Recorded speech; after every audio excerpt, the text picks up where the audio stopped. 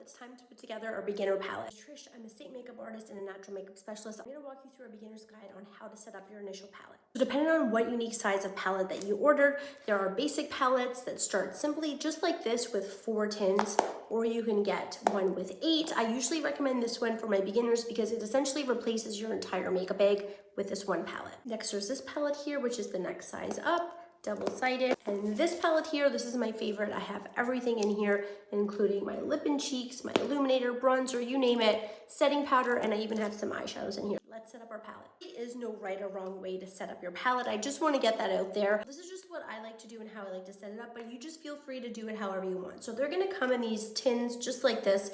You're going to have your brightening highlight, also known as your concealer, and I like to start with that first. Take it out of the tin and pop it right into your magnetic palette. Next up is your main foundation color. This color is going to be closest to your skin tone.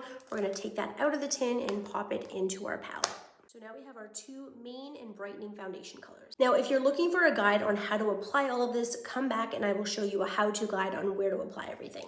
So here's my contour shade. I'm going to take that out just like this, pop it into my palette, and she's ready to go. Now, last one to go at the top palette, I like to put my bronzer here. So I'm just gonna kind of put it right next to the contour. And now I have my concealer, my foundation, my contour, and my bronzer. Now let's flip it over and do the second layer. Layer, I have my vanilla to setting powder. Cream makeup and setting powder go hand in hand. You're not going to want to exclude this one, so put that in your palette. Then I like to include an illuminator.